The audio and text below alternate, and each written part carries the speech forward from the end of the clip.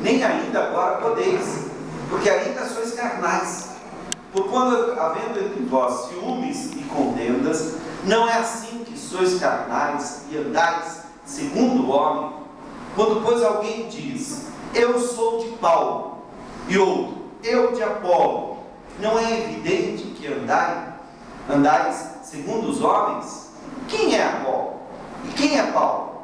Servos por meio de quem crestes, e isto conforme o Senhor concedeu a cada um. Eu plantei, Apolo regou, mas o crescimento veio de Deus. De modo que nem o que planta é alguma coisa, nem o que rega, mas Deus que dá o crescimento.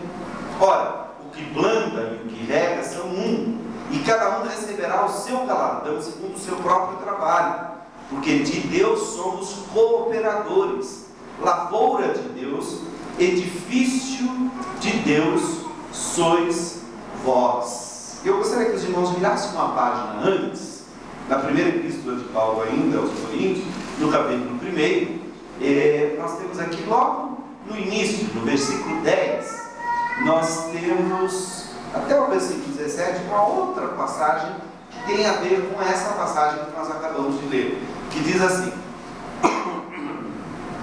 rogo-vos, irmãos, pelo nome de nosso Senhor Jesus Cristo, que faleis todos a mesma coisa, e que não haja entre vós divisões, antes sejais inteiramente unidos na mesma disposição mental e no mesmo parecer.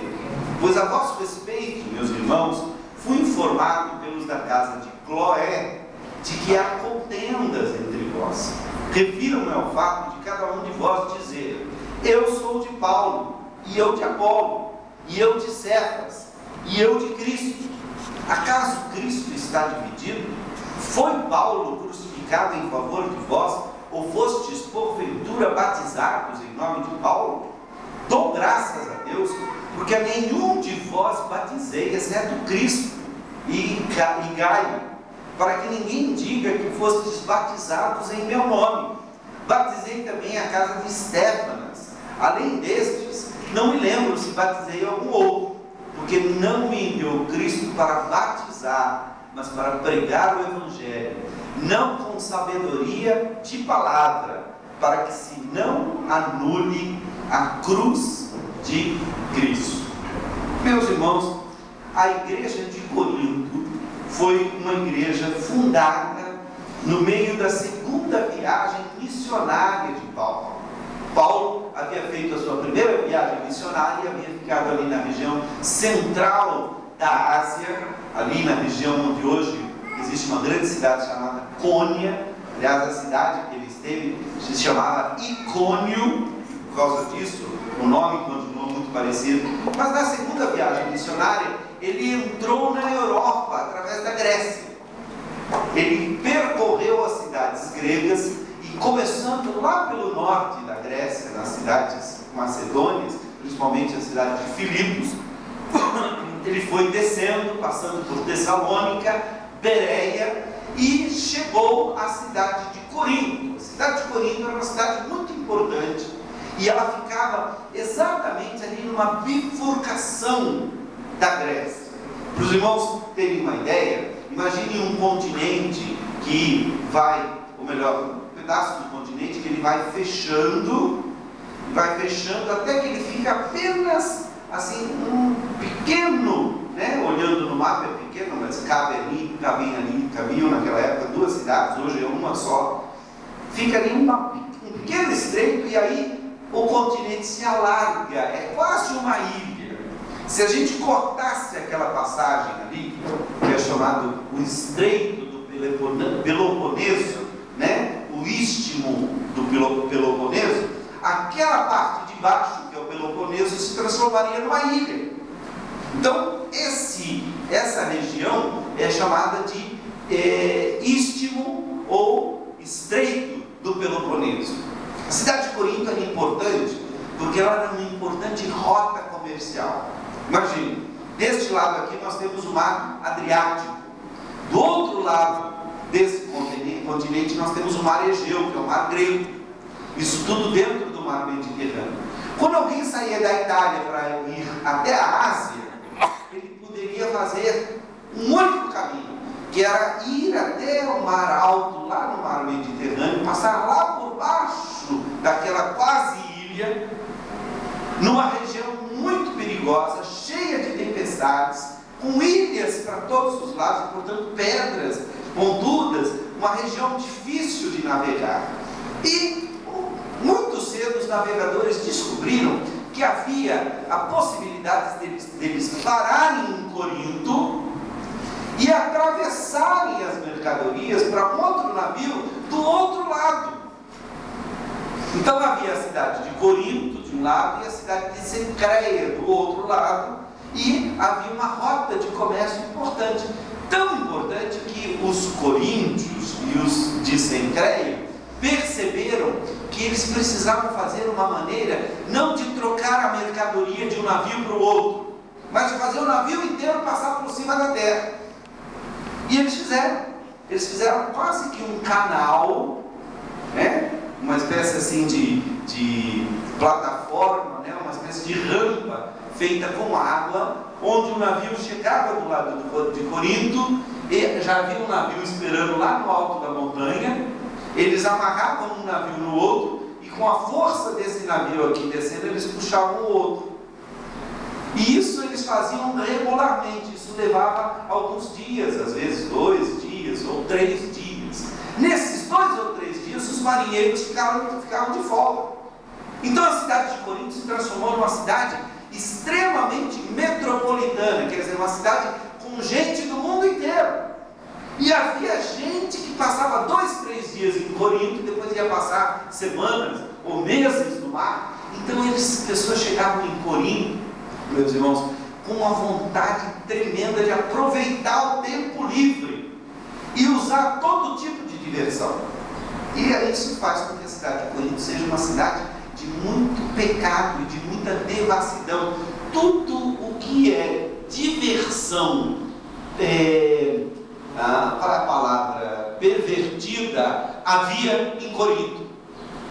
Tanto é que criou-se um verbo, quando alguém fazia alguma coisa que era considerada assim, imprópria, pornográfica ou qualquer coisa assim, eles diziam assim: olha, essa pessoa está corintianizando, porque Corinto era famoso por causa disso, era uma cidade famosa por causa disso. Paulo chegou na cidade de Corinto, Jesus apareceu até a ele numa visão. Ele, quando chegou em Corinto, provavelmente ele chegou sem o dinheiro já que ele havia recebido para fazer a viagem missionária, e ele precisou trabalhar. Ele era fazedor de tendas, ele se ajunta numa confraria de fabricantes de tenda, provavelmente lideradas por Áquila e Priscila, que eram judeus, mas não eram convertidos. Este casal se converte ali, conversando e trabalhando com o apóstolo Paulo, e se transforma num dos casais missionários mais importantes da igreja primitiva. E em Corinto, Paulo recebeu essa visão de Jesus. Jesus apareceu para ele e diz: olha, fica nessa cidade, prega o evangelho, porque eu tenho muito povo nesta cidade. Eu tenho muito povo nessa cidade. Essa passagem do Peloponeso é tão importante que hoje existe um canal de Corinto. Eles fizeram de fato um canal para que os navios não mais precisem ser içados e levados de um lado para o outro, mas eles atravessam um canal de um mar para o outro. Então os irmãos podem ter uma ideia do que acontecia na época de Paulo. Por isso, a carta que Paulo escreveu aos Coríntios mostra e nos ensina e nos dá a entrever uma igreja, embora muito viva, muito forte, muito dinâmica, mas uma igreja cheia de problemas. E uma igreja formada principalmente por pessoas que vieram do paganismo, pessoas que estavam acostumadas com toda aquela devassidão que havia lá fora no mundo. E a igreja de Corinto é uma igreja que vive o contraste. É uma igreja muito abençoada, com muitos dons espirituais, pessoas extremamente capazes havia naquela igreja, pessoas fantásticas, pessoas que podiam fazer uma obra muito grande, mas a maioria delas novas na fé, crianças em Cristo. Por isso Paulo, ao escrever para esta igreja, e ele teve vários problemas com essa igreja, ele escreveu provavelmente mais do que 2 cartas. A segunda carta de Paulo aos Coríntios é inclusive considerada uma carta que talvez tenha sido a junção de várias cartas de que Paulo escreveu à cidade de Corinto. Nós não sabemos exatamente, mas ela dá evidências de ser, ele trata de tantos assuntos diferentes. Mas as cartas que Paulo escreveu aos Coríntios são cartas de instruções para o crescimento na fé. São cartas preciosas por causa disso. E ele vai dando sinais da falta de espiritualidade dos coríntios, ao mesmo tempo que ele diz, se nós lemos um pouquinho antes aqui, nesse 1 Coríntios, capítulo 1 mesmo, diz assim, né, que eu dou sempre graças a Deus, versículo 4, a vosso respeito, a propósito da sua graça, que vos foi dada em Cristo Jesus, porque em tudo fostes enriquecidos nele, em toda a palavra e em todo conhecimento. E lá na frente ele vai dizer assim, olha, assim como no testemunho de Cristo tem sido confirmado em vós, de maneira que não vos falte nenhum dom, aguardando em vós a revelação do nosso Senhor Jesus Cristo. Essa é a primeira coisa que eu queria dizer para os irmãos nesta manhã, onde nós estudamos na Escola Bíblica Dominical a espiritualidade e a super espiritualidade. Porque um problema de quem não é maduro na fé é querer comparar a sua espiritualidade e a sua maneira de viver com Deus com outras pessoas. A maturidade na fé, quem é maduro na fé, não precisa saber se é mais crente ou menos crente, se é mais firme na igreja ou menos firme do que os outros. Ele está preocupado em ser firme e fiel a Deus. A fidelidade a Deus é que importa. Ah, mas ele é muito mais fiel do que você. Graças a Deus. Isso é o que uma pessoa madura diria. Uma pessoa imadura provavelmente diz, ele não ora tanto quanto eu oro, ele não faz jejum do jeito que eu faço, ele não vai na igreja, ele nem vai à igreja, aí ele não quer saber de ir à igreja. Você vê, a gente está aqui na igreja, onde é que está fulano? Onde é que está ciclano? Notem que para estas pessoas, a espiritualidade é uma coisa que é como se fosse assim, uma competição para ver quem mais, quantas orações você fez? Conta para mim, vamos lá. Tantas, ninguém. Essa semana aqui eu ganhei de você. Parece uma coisa boba, mas acontece. Parece uma coisa assim, pueril, e é pueril porque é infantil, é de criança. Isso demonstra imaturidade na fé. Vamos ver alguns sinais de imaturidade na fé.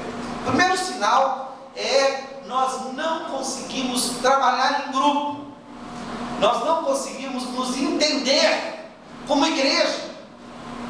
Há muitas igrejas, meus irmãos, onde, e a nossa pode às vezes passar por isso.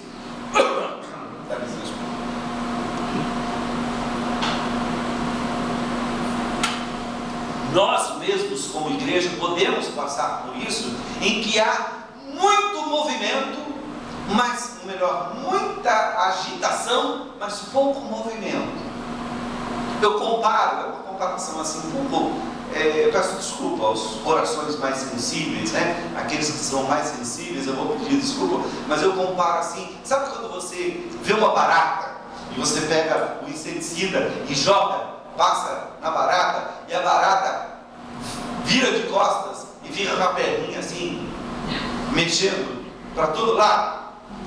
Isso tem uma razão, a barata é um bicho extremamente esperto, é porque a parte mais sensível da barata é a barriga, por onde o veneno pode penetrar. E como a maior parte do veneno está no chão, ao virar de costas, aquela asa envernizada da barata é resistente, então ela está se protegendo. Na verdade, ela está botando a barriga para respirar e se pondo de costas para o veneno. Por isso, se você deixar uma barata ali, lá morreu, né? Vai morrer daqui a pouquinho. Quando você voltar, ela vai não estar mais ali, porque ela sobreviveu, não é assim? Né? Não vou explicar o que tem que fazer para matar direito e tal, porque todo mundo sabe como. Mas a ideia é de que tem muitas nem barata tonta. Barata tonta é assim, corre todo mundo fazendo alguma coisa, tal, mas a igreja não vai para frente. Ela não anda. Está todo mundo correndo, todo mundo cansado, todo mundo ocupado, mas a igreja não anda na direção certa. Por quê? Porque falta a capacidade de nós trabalharmos juntos. Há contendas, há divisões. E é muito comum você encontrar em igrejas pessoas que dizem assim: não, eu ajudo e tal, mas se fulano tiver, eu não quero saber, eu faço outra coisa, porque com fulano eu não sei trabalhar, não consigo e tal. Ah não, com fulana, olha aquilo e não sei o quê. É muito comum a gente escutar aquelas conversinhas que ninguém vem falar com o pastor. É interessante. Conversa com todo mundo, menos com o pastor, porque sabe que se vier conversar com o pastor, provavelmente vai levar uma bronca. Ou, talvez não uma bronca, mas vai ouvir algumas coisas que talvez não queira ouvir. Olha o que estava acontecendo aqui na igreja de Corinto. Por exemplo, a igreja de Corinto foi uma igreja privilegiada. Quem fundou a igreja foi o apóstolo Paulo. Quando o apóstolo Paulo saiu dali, veio da Ásia um pregador maravilhoso, um homem carismático chamado Apolo. A gente não sabe muitas coisas sobre Apolo, mas a gente sabe que ele era poderoso nas escrituras. Ele até nem entendia muito o evangelho, precisou Áquila e Priscila chamá-lo de lado, instruí-lo melhor e tal. Mas ele era um homem tão impetuoso, tão forte, que ele fez a igreja de Corinto crescer. Mas tinha gente na igreja que não estava satisfeito, nem com Paulo, nem com Apolo. Queria que o apóstolo Pedro, que nunca tinha ido a Corinto, fosse o pastor da igreja. E tinha gente que dizia: você é de Paulo, você é de Apolo, e você aí que é o apóstolo Pedro, certo? Eu não sou de nenhum, eu sou de Cristo. Né? Até uma vez eu estava falando num estudo bíblico sobre isso, e a pessoa disse: eu prefiro ser esse, né? Que sendo de Cristo, eu não estou em divisão nenhuma. Você é que pensa. Porque Paulo vai dizer: acaso Cristo está dividido?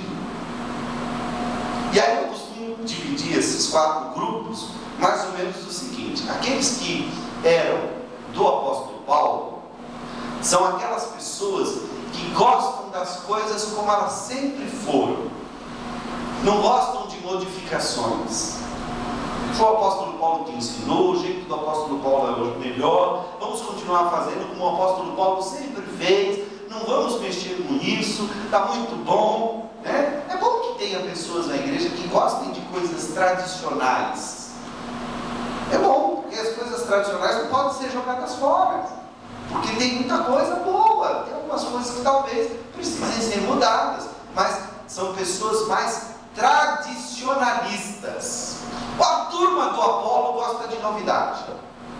O Apolo era carismático, era pentecostal, gostava, pregava com poder e tal, e aquele pessoal gostava porque o Apolo é que é o bom. O Apolo é melhor que o apóstolo Paulo. O apóstolo Paulo tinha aquele jeito dele, meio bravo, meio não sei o que. Apolo não. Apolo é bacana, conversa com todo mundo. Eu quero que o apóstolo, eu quero que seja o Apolo. O Apolo que tem que ser o pastor da igreja. Normalmente estes são os que gostam de novidades, gostam de coisas novas. Vamos tentar um negócio diferente? Vamos! Aí o pessoal de Paulo diz: gente, o apóstolo Paulo não fazia desse jeito. Mas o Apolo faz. Agora, tem aqueles que não estão satisfeitos nem com o antigo, nem com o novo. Eles só querem aquele que nunca veio. Eu conheço igrejas assim, que o bom pastor, não é nem o que está ali agora, nem o que já passou, mas é o que não veio ainda. Eles ainda estão esperando. Então eles ficam sonhando: olha, a gente podia ter como pastor o Billy Graham, né? Ou Estevão Hernandes, ou o reverendo Clemino Cunha, né? Que são pessoas famosas, ou o R.R. Soares, ou então o Silas Malafaia. Já imaginou que bênção, né? Porque é de fora, é novidade. E tem aqueles assim, que dizem assim: não, eu sou de Cristo. Deus, eu só sigo Jesus e tal. Normalmente estas pessoas são rebeldes, não obedecem a autoridades humanas. Essa história de que eles servem a Cristo é só uma desculpa para não obedecer ninguém. Então, percebem como isso é um sinal de imaturidade cristã? Quando a gente começa a se apoiar no que os homens fazem, quando a gente começa a criar divisões na igreja, porque as pessoas são diferentes. E graças a Deus, porque a primeira coisa que eu quero que você aprenda, meus irmãos, meu irmão, minha irmã, e quero que nós aprendamos como igreja, é que uma igreja tem exatamente aquilo que ela precisa para fazer o que Deus requer dela. Muita gente pode dizer, puxa, nossa igreja é tão fraquinha, tão pequenininha, podia ter mais músicos, podia ter mais cantores do coral, né? Podia ter mais contribuições, podia ter um dízimo maior, podia ter mais professores, mais classes de escola dominical, podia ter mais gente no culto, podia ter isso, podia ter aquilo. Eu digo, olha meu irmão, deixa eu lhe dizer uma coisa, a nossa igreja já tem tudo que ela precisa.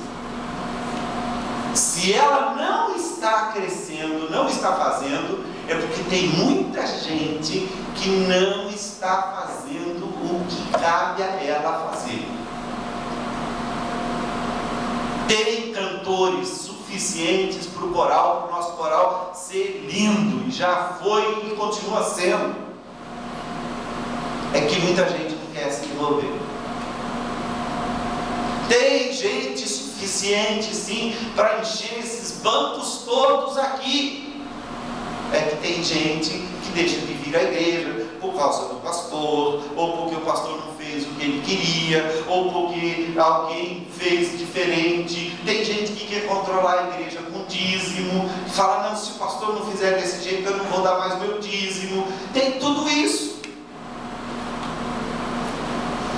Por que é que às vezes as coisas não funcionam? Porque tem gente que não gosta de certas pessoas, acha que certas pessoas são donas da igreja, acha que outras pessoas querem fazer e não deixam ninguém fazer, acha que outras pessoas estão se aproveitando da igreja.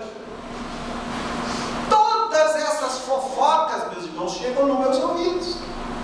Embora ninguém conte para o pastor, o Espírito Santo conta. E o Espírito Santo não é fofoqueiro, não. Isso é sinal de imaturidade cristã. Então a primeira coisa que nós temos que dizer é o seguinte: esta é a nossa igreja. Estes irmãos que estão aqui e aqueles que deveriam estar aqui, poderiam estar aqui, talvez não estejam, porque alguns ficaram magoados com alguma coisa, outros vieram e não foram bem recebidos, outros talvez foram sempre da igreja e queriam fazer alguma coisa, mas não deixaram, outros talvez ouviram uma fofoca maldita, e é maldita mesmo, maldita nos dois sentidos. Toda fofoca é maldita, mesmo quando é verdade. Tem gente, uma vez uma pessoa fala, pastor, mas quando é verdade não é fofoca, aí eu estou contando a verdade. Não, se não precisa ser dito, é fofoca sim. Não precisa ser dito, não precisa falar, não precisa chegar ao ouvido daquela pessoa. Chegou, é porque algum fofoqueiro foi lá e acabou. E não tem coisa que mais destrua a igreja do que esse, como dizia um diácono lá de Sorocaba, esse pedaço de carne mole que nós temos dentro da boca, chama língua.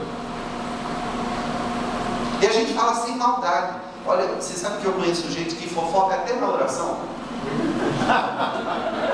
Eu conheço gente que faz fofoca até na oração.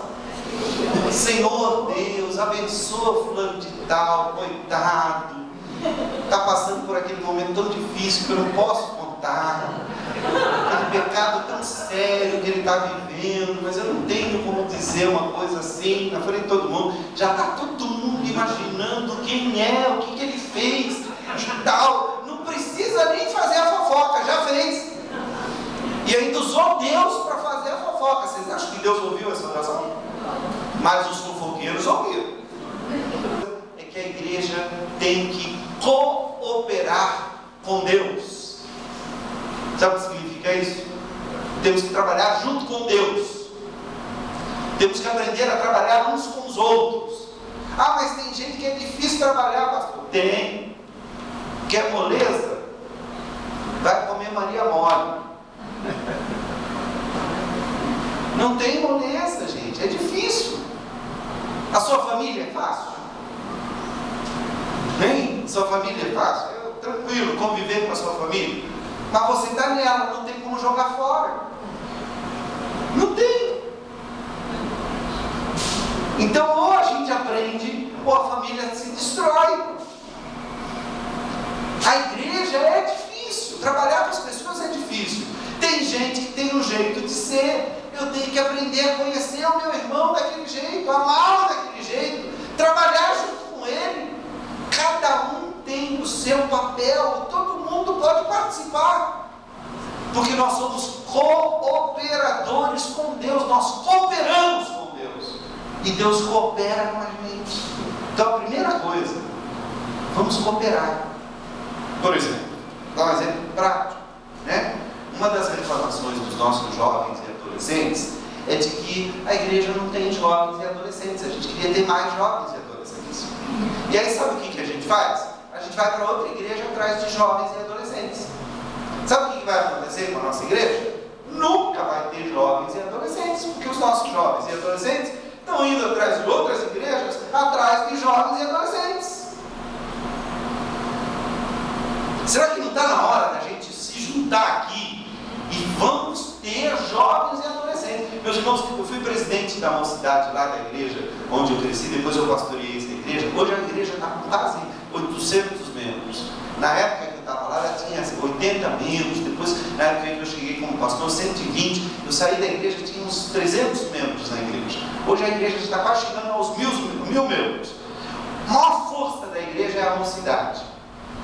Só que há 30 anos atrás, a gente marcava a reunião da mocidade e só ia 4 pessoas. Eu, meu irmão, a Marilene, que é uma amiga nossa, querida até hoje, e a Denise e o Kiana Menezes. Nós 4. Tinha vários jovens na igreja, a gente marcava a reunião, só íamos nós 4. Aí a gente ficava chateado, que coisa, a gente marca a reunião, não vê ninguém. Aí a gente ajoelhava ali, ficava orando, pedindo para Deus mandar a mocidade. Um ano depois, a nossa mocidade já estava com 40 jovens. Hoje, se for contar os jovens daquela igreja, o número de pastores que saíram daqueles jovens, o número de missionários que saíram daqueles jovens, profissionais, advogados, juízes, pessoas que estão fazendo coisas maravilhosas no trabalho de Deus, deve chegar aí a mais de 1000, porque o que já passou de gente por aquela igreja. Porque 4 jovens botaram o joelho no chão e começaram a orar. Então não adianta a gente ficar, ai, não dá, vou procurar outra igreja, vou procurar outro lugar, aqui eu não fico mais, não sei o que, aqui as pessoas falam uns dos outros, aqui as pessoas não sei o que. Não tem jeito. Desse jeito nós não estamos cooperando com Deus.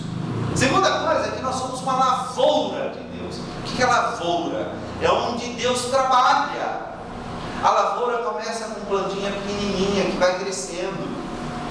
Há que se cuidar da planta, do broto, como diz o Milton Nascimento, né? Tem que cuidar do broto para ele crescer.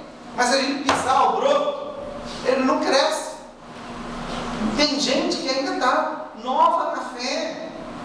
Tem gente que ainda não entendeu. Tem gente que está velha na fé e ainda continua chata, teimoso, cheio de manias. Nós temos que ter paciência com as pessoas e recebê-las e aprender com elas.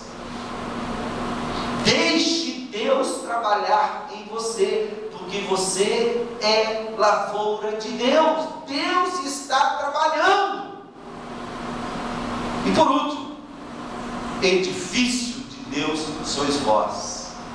Edifício, aqui é um trocadilho cretino, me perdoe, né? Mas se você é assim, como é que é a igreja? A igreja é edifício.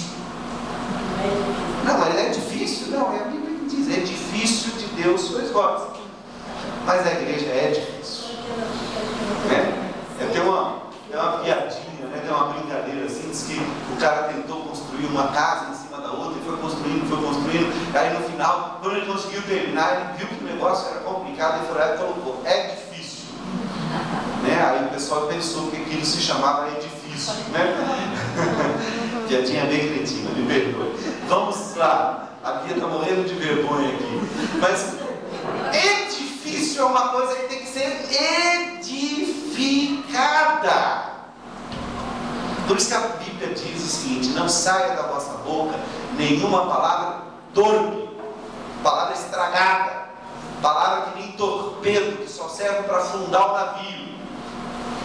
Não saia da vossa boca nenhuma palavra que atrapalhe ou que destrua a vida de alguém. Não, mas saia da vossa boca apenas palavras que forem boas para edificação. Antes de falar, segura a boca e pensa: isso aqui vai ajudar? Isso que eu vou dizer vai construir ou vai destruir? O artigo que eu coloquei no boletim é um artigo duro. O título é: como estragar o relacionamento com ira. Porque a ira e os seus filhos, ressentimento, mágoa, maledicência, são todos filhos da ira. É o que mais acaba com a igreja nos dias de hoje. E, meus irmãos, em nome de Jesus, nós não vamos deixar isso acontecer com a nossa igreja, embora já esteja tentando acontecer. Por isso eu falo claramente. Pode ter certeza que se eu tiver que falar alguma coisa, se for para a igreja toda, eu falo de púlpito. Não vou dar recado individual de púlpito, não. Se você está falando: puxa, pastor, você está falando de mim, né? Olha, não é só de você, não. Se eu estou falando de púlpito é porque eu sinto que a igreja inteira precisa ouvir isso. Se eu tiver que falar alguma coisa para você, eu vou te chamar e vou falar pessoalmente. Que isso é ser leal. Não vou falar por detrás. Você pode ter certeza que eu vou te procurar e nós vamos ter uma conversa.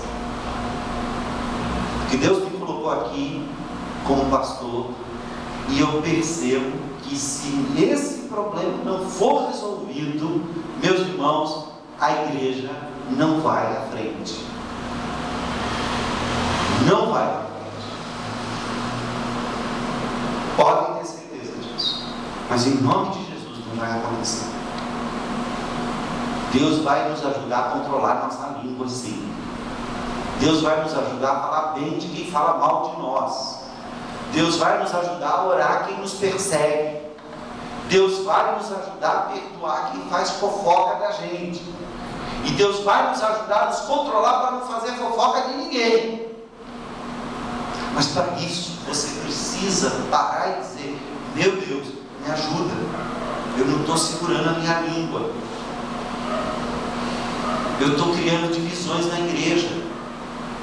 Eu estou dizendo: eu sou de Paulo, eu sou de Apolo, eu sou de Cefas, eu sou de Cristo.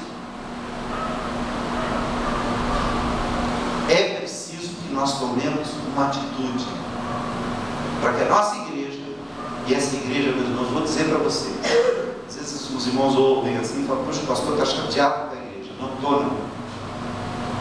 Não estou. Há muitos anos que eu não estou tão empolgado com o trabalho de uma igreja como eu estou aqui.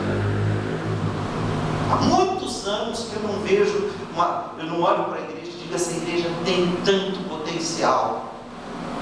E o meu coração, eu estou cansado, preciso de férias, estou passando por muitas lutas e tal, mas o meu coração está animado.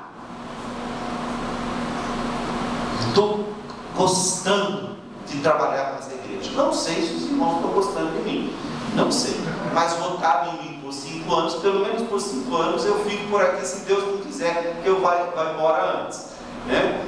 Mas então, eu quero dizer aos irmãos: nós temos que nos unir e fazer desta igreja o que ela pode ser, porque não está sendo. Ela pode ser muito mais. Essa igreja tem tanto potencial. A igreja com tudo, ela tem tudo que precisa para ser uma igreja abençoada. Até o lugar que nós estamos é abençoado. Nós estamos aqui numa fronteira entre várias classes sociais. Nós temos a igreja aberta para jovens. Só nesse ano aqui passaram por essa igreja quase 200 jovens, que nós temos o nome, endereço, telefone, jovens que escrevem lá no Facebook: olha, consegui emprego. Ontem eu estava vendo lá no Facebook, lá na página do Instituto Aprender para Viver, do projeto Atitude Jovem, 4, 5, 6, 7, 8 jovens vão lá: consegui meu emprego, fiz minha entrevista, passei e tal. Essa gente nunca vai esquecer que o primeiro emprego, quem ajudou a dar foi esta igreja, através do ministério que ela está fazendo. São mais de quase 200 jovens que a gente pode trabalhar, trazer para cá. Nós não podemos, no curso, nós podemos ficar insistindo, pregando o Evangelho abertamente, porque é um curso patrocinado por entidades públicas, que não pode, faz parte do contrato. Mas nós temos, agora que eles terminaram o curso, nós podemos convidá-los para fazer uma grande festa de reencontro dos ex-alunos do nosso instituto, e pregar o Evangelho para eles, e mostrar e trazer jovens para cá. Se de 200 Deus dá o dízimo, já são 20. E para o ano que vem nós já estamos planejando já novos cursos, novas coisas. Já está pré-aprovado. Deixa eu contar uma coisa para vocês e com isso eu vou terminar. O curso do Instituto Aprender para Viver, que é presidido pela nossa irmã Lucineide, e que nós estamos em parceria, tem acontecido todos os dias aqui, foi escolhido pela Associação do Banco do Brasil para ser o curso representante na região sudeste da associação, como o melhor curso que a associação já patrocinou.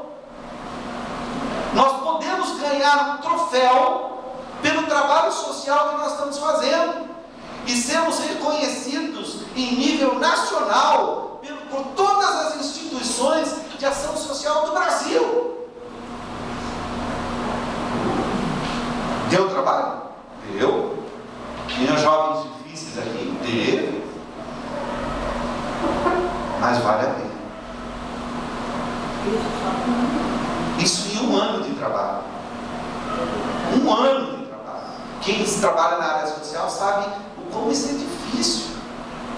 Tem lugares aí que está fazendo trabalho social há 20 anos, nunca foi reconhecido como um curso de qualidade. O nosso, no primeiro ano, foi escolhido pela Associação Banco do Brasil, que patrocina diversos cursos do Brasil inteiro, como seu representante na região sudeste. Não, na região sudeste, incluindo São Paulo, Rio, Espírito Santo e Minas Gerais. Sabe o que é isso, meus irmãos? E a gente aqui reclamando: essa igreja não vai pra frente, tem gente chata aqui, tem gente que fala mal dos outros. Para de reclamar. Vamos cooperar com Deus, vamos trabalhar na lavoura de Deus, vamos edificar com Deus, em nome de Jesus. Amém. Vamos louvar a Deus?